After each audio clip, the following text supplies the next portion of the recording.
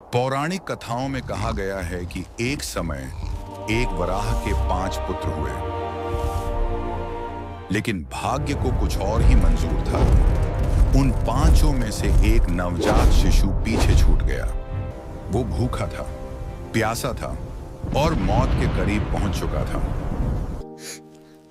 माँ, कोई है यहाँ? मुझे भूख लगी है। उसी समय माता पार्वती वहां से गुजरी।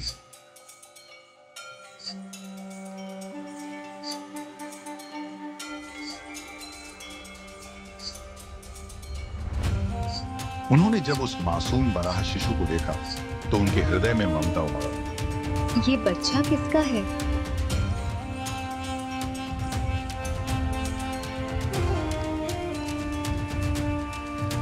वे उसे लेकर कैलाश चली गईं और उसका पालन पोषण अपने पुत्र समान करने लगी। प्रभु, ये बच्चा मुझे वन में मिला था। मैं इसका पुत्र के भांति पालन पोषण करना चाहती हूँ। समय बीता, पर उस वराह शिशु का रूप अब भयावह बन गया था। उसके दांत बढ़ गए, शरीर विशाल हुआ और एक दिन उसकी पीड़ा ने उसे हिंसक बना दिया। मैं ये तक नहीं सह सकता। ये खुजली, ये जलन, सब मिटा दूंगा। उसने धरती की फसलों को नष्ट करना शुरू कर दिया।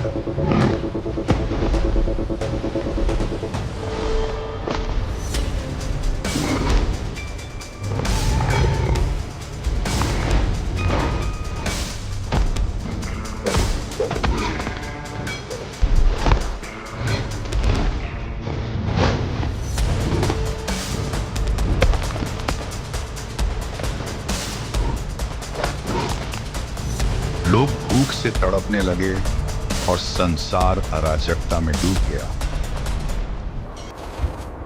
कैलाश पर सब कुछ शांत था, पर नीचे धरती पर एक बड़ा संकट जन्म ले चुका था। देवता भी असहाय थे और अब केवल महादेव ही कुछ कर सकते थे। प्रभु, क्षमा करें महादेव। क्या हुआ नंदी? वराह ने अपना संतुलन खो दिया है। उन्होंने क्रोध में आकर धरती की फसलों को नष्ट करना शुरू कर दिया। लोग भूख से तड़प रहे हैं और पूरा संसार अराजकता में डूब रहा है। अत्याचार चाहे देव का हो या दानव का, अन्याय सहा नहीं जाएगा। यह सुनकर माता पार्वती व्याकुल हो उठी।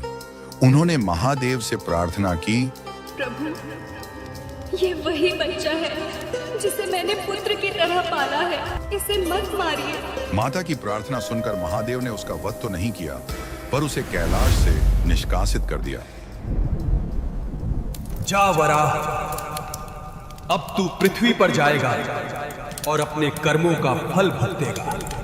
अपने अपराध का एहसास होने पर वराह ने महादेव और पार्वती से क्षमा मांगी। प्रभु, मुझसे भूल हुई, कृपा कर मार्ग दिखाइए।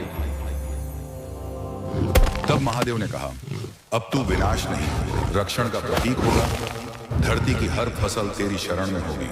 और उस दिन से वह वराह बन गया पंजूर्णी देव, धरती का रक्षक, न्याय का प्रतीक।